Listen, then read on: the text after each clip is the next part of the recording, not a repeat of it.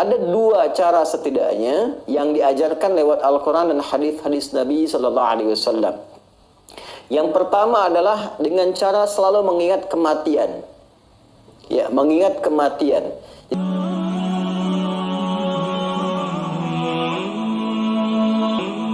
Assalamualaikum Ustaz. Waalaikumsalam warahmatullahi wabarakatuh. Gimana caranya agar hidup kita tenang? Ya, tenangkan. Caranya agar hidup kita tenangkan. Anda kenapa sampai nggak tenang gitu kan?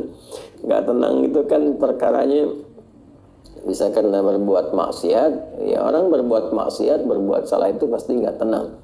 Atau karena, mohon maaf ya, terlalu banyak terbawa oleh urusan dunia, sehingga kehidupannya dipaksa untuk mengerjakan berbagai aktivitas duniawi yang membuat dia terasa lebih sibuk, capek, lelah, sehingga tidak mendapatkan ketenangan yang dimaksudkan. Jadi kalau terlalu banyak ngejar dunia atau juga berbuat maksiat, maksiat dengan ngejar dunia itu berbeda. Ya, kalau maksiat itu sudah otomatis menyalahi ketentuan Allah. Nggak boleh mencuri, nggak boleh korupsi, nggak boleh berbohong. Makanya ketika melakukan, hatinya menolak. Karena di antara makna fitrah itu dan fungsinya adalah cenderung kepada kebaikan. Jadi ada fitrah dalam jiwa kita, di kolbu kita, itu disebut dengan fitrah taqwa namanya. Ya, Quran surah 91 Asy-Syams ayat 7-10, wa nafsin wa ma sawwaha falhamaha fujuraha wa taqwaha. Dan jiwa takwa ini yang mendorong kita selalu pada kebaikan. Ya, kejujuran, kesabaran, kemuliaan, dan menolak keburukan-keburukan. Karena itu kalau ada seseorang itu berkata yang tidak benar, dia berdusta, hati kecilnya pasti menolak. Itu nggak benar. Ya. Ada orang mau mencuri, misalnya kan, atau korupsi, misalnya itu terfikir berbuat yang nggak bagus, hatinya pasti menolak. Ada gejolak dalam dirinya.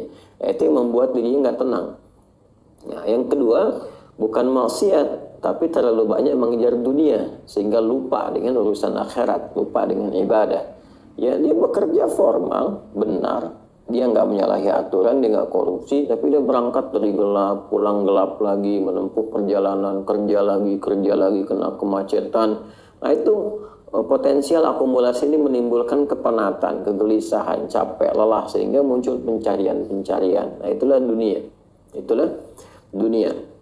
Walaupun saat dia mengerjakan itu, dia mengerjakan tidak dalam konteks bermaksiat, tapi karena terlampau lelah mengerjakan itu dan penat, rohnya kan menuntut. Di tubuh kita kan ada 3 bagian. Ya, ada fisik di bagian luar, kemudian ada akal, ya, di pikiran, yang ketiga itu ada hati, ada jiwa spiritual. Masing-masing harus mendapatkan porsinya.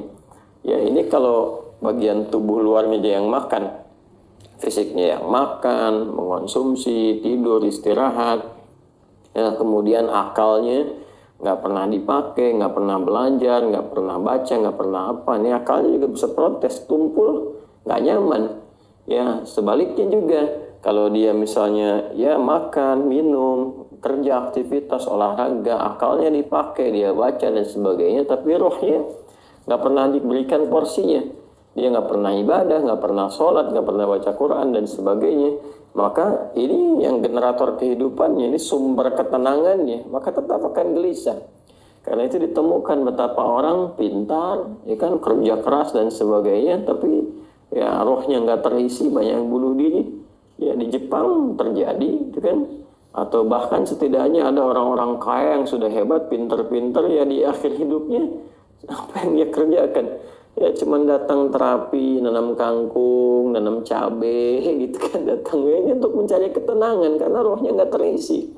Maka Islam, alhamdulillah, ya, agama yang sangat komplit, memberikan pencerahan sekaligus arahan dan pedoman dalam berkehidupan. Fisiknya dituntun, pikirannya juga dimotivasi untuk terus ditingkatkan, pintar sampai ke level yang tertinggi, dan rohnya diberikan porsinya untuk menunaikan ibadah sehingga mendapatkan asupan-asupan menu bagi rohnya. Makanya di kita kan ada sholat, ada puasa, gitu kan. Nah, kemudian ada baca Quran, itu untuk kebutuhan rohiyah kita, untuk memberikan ketenangan. Lalu fisik dipandu, bagaimana cara makan, bagaimana cara beraktivitas, dari mulai bangun tidur sampai tidur lagi kan diatur. Ya. Lalu pikiran turun ayat-ayat untuk menjadikan pikiran itu terlatih kuat, kan bahkan sampai ke level yang tinggi, jenius dan sebagainya. Turun ayat tentang Iqra, banyak baca, turun ayat tentang tadabbur, afala yang turuna ilal ibili kaifa khuliqat afala yatadabbaruna al-Qur'an, turun ayat tentang riset, inna fi khalqis samawati wal ardi wa ikhtilafil laili wan nahari la ayatin li ulil albab, kan, dan seterusnya. Itu supaya semua terstimulus. Nah, jadi kalau ingin tenang, bagaimana cara hidupnya tenang? Seimbangkan 3 bagian tadi. Jadi pikiran kita dilatih supaya kuat, ya supaya tajam dalam berpikir dan mengarahkan bagian tubuh kita untuk bertindak secara benar. Tubuh ini dilatih ya dengan berolahraga, makan yang benar. Ayat-ayatnya banyak sekali. Ya ayyuhan nasu kulu mimma fil ardi halalan thayyibah. Hai orang-orang, hai manusia semuanya, hai orang-orang, hai manusia, silahkan engkau makan sesuai dengan porsi kebutuhan dari yang halal, sumber yang halal, cari yang menyehatkan. Itu di Al-Baqarah 168. Nah, kalau sudah sehat, tubuhnya sehat, dipakai aktivitas, olahraga. Kan banyak hadis-hadis tentang olahraga itu. Alimu auladakum bisibahati warnimaya, kata Nabi, ajarkan anak-anakmu olahraga berenang, atau dengan melentar, atau dengan memanah, atau dengan berkuda. Itu contoh-contoh yang real di era Nabi yang kiranya bisa menyehatkan. Atau kita riset misalnya olahraga apa yang kira-kira menyehatkan, ya, yang senafas dengan tadi jenisnya. Jenisnya bisa berbeda setiap zamannya. Zaman Nabi nggak ditemukan misalnya olahraga futsal, basket, misalkan bola, apalagi jenis-jenis yang sekarang ada banyak, atletik dan sebagainya. Tapi kan kita bisa meriset. Oh, ini renang ini apa saja nih manfaat-manfaatnya? Apa nanti olahraga sejenis yang kira-kira yang sama, yang bisa dipraktikkan kekinian, atau olahraga yang berbeda tapi manfaatnya sama, melatih otot ini, menyehatkan yang ini, silahkan, walaupun jenisnya nggak sama di era Nabi. Era Nabi misalnya dengan memanah, era sekarang misalnya dengan olahraga menembak, gitu kan, sah-sah saja, silahkan. Yang penting konsentrasinya sama, walaupun dengan alat atau perangkat yang berbeda. Ya, nanti kalau ingin dilatih lagi dengan panahan ya nggak ada masalah. Jangan disimpulkan begini, kalau kalau panahan sunnah, kalau menembak misalnya bid'ah, nah itu sempit dalam berpikirnya. Ya, dan Nabi pun kan visioner. Di zaman Nabi mengatakan, ajarkan anak-anakmu berenang. Berenang di mana? Di padang pasir. Ya kan? Kan tidak mudah mendapatkan tempat renang, ya kan? Nah, tapi kita tarik ke sekarang kan itu visi yang panjang. Kalau di riset, berenang ini adalah olahraga yang menyehatkan otot ini, otot itu, untuk cedera, untuk saraf kejepit, untuk macam-macam misalnya. Nah, itu sesuatu yang bisa kita riset, lalu kita bisa keluarkan jenis-jenis baru yang mengambil dari manfaat itu. Itulah riset. Nah, terkait dengan ketenangan ini, apa amalan pokoknya? Karena ketenangan bagian dari pikiran yang disupport oleh keadaan jiwa. Jadi intinya di kolbu, ketenangan itu intinya di kolbu. Jadi kalau kolbunya nggak tenang, hatinya nggak nyaman, hatinya nggak tenang, itu kebawa ke pikiran.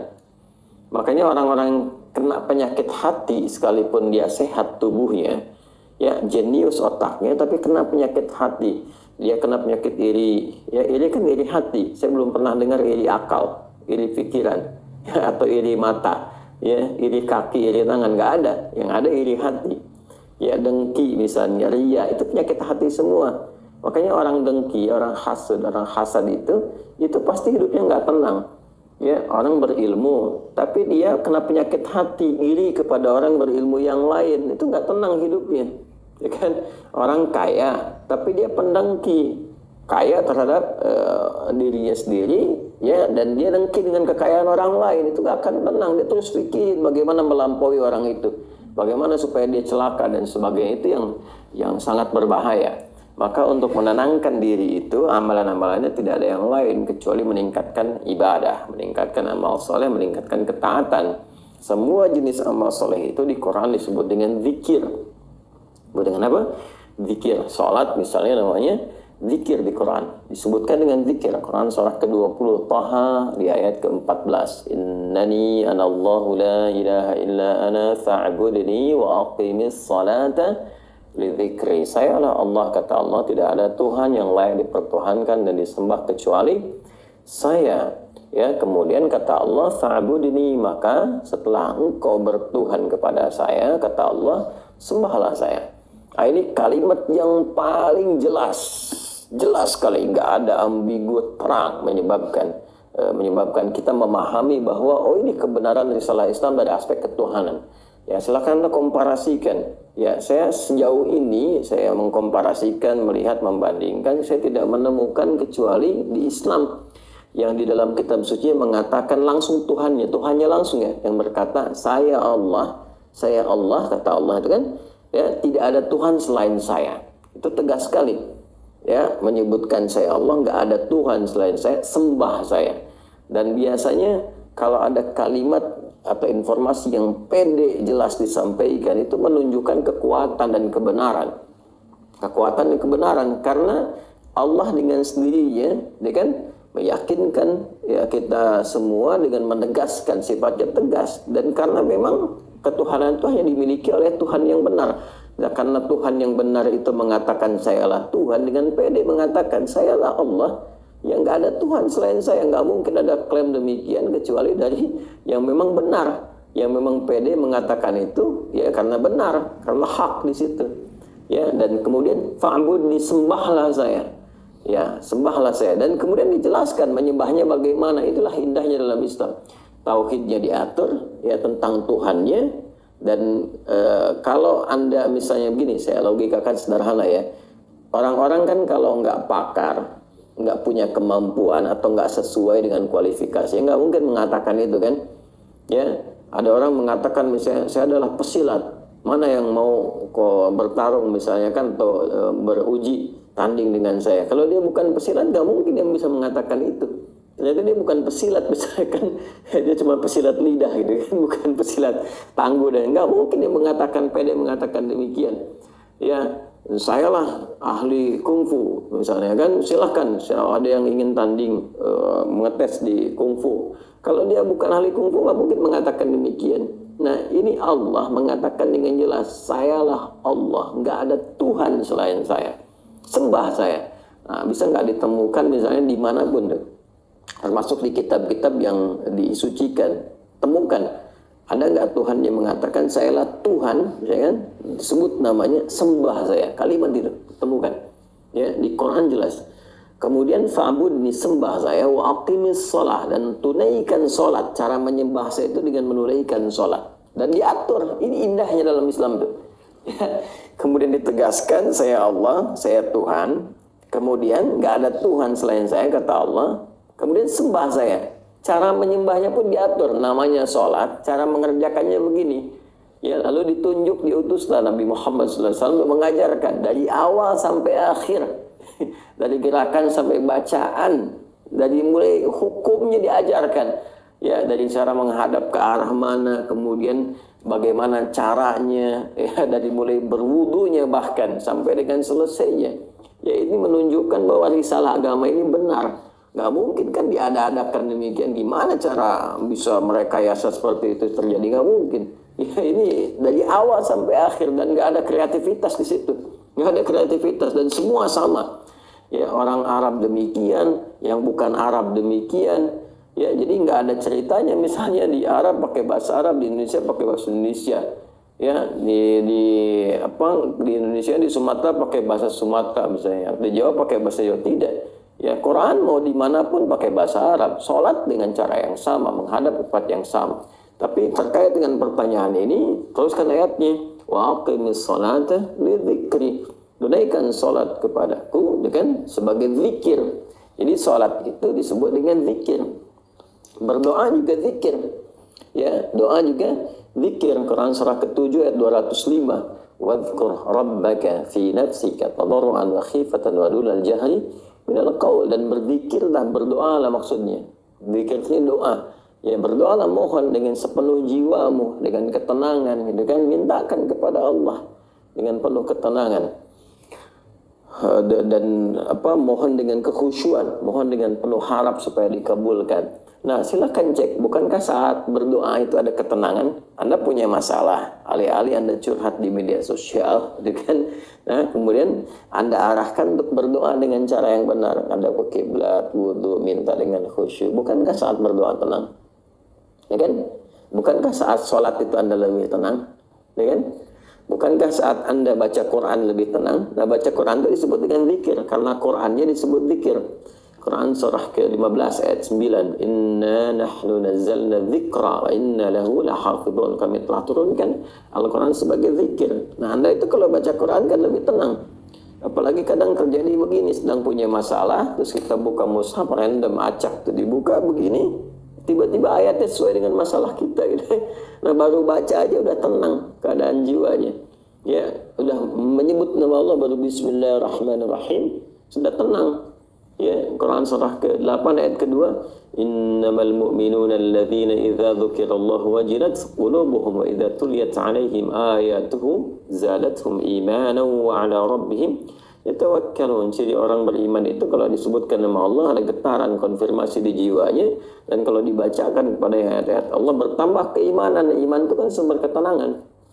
Ya, makanya iman itu berasal dari kata al-aman. Ulaika lahumul amnu, kan? Ya, alladzina amanu wa lam yalbisu imanahum bidzulmin ya ulaika lahumul amnu. Orang-orang yang beriman itu kata Al-Qur'an, dan kalau imannya benar maka akan mendapatkan ketenangan dalam jiwanya. Nah, ini kalau dibacakan Quran ada ketenangan dalam diri kita. Kita dengar orang lain baca Quran aja udah tenang, apalagi kita baca sendiri, ya kan? Apalagi misalnya zikir, ya zikir pasca salat kita berzikir, kan amal lain disebut zikir, itu membuat kita tenang. Subhanallah, alhamdulillah, Allahumma antas salam, istighfar. Quran surah ke-4 An-Nisa ayat 103. Fa idza qadaytumus salata fadhkurullaha qiyaman wa qu'udan wa 'ala junubikum. Kalau Anda telah tuntas mengerjakan salat maka berzikirlah. Ya, subhanallah, alhamdulillah, Allahu akbar, Allahumma antas salam, ya dari astagfirullah dulu awalnya, kan? Nah, itu membuat diri kita lebih tenang, lebih nyaman.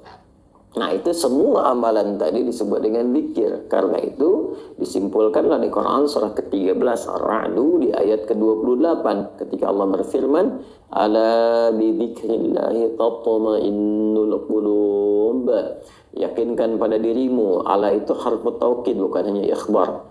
Huruf untuk menginformasikan sekaligus menguatkan informasi yang disampaikan. Saya tegaskannya, kata Allah, yakinkan pada dirimu dengan meningkatkan zikir kepada Allah, maka akan cenderung berdampak tenang kepada jiwa. Nah, jadi kalau Anda ingin tenang, saya ingin tenang, kita ingin tenang, gampangnya tingkatkan zikir.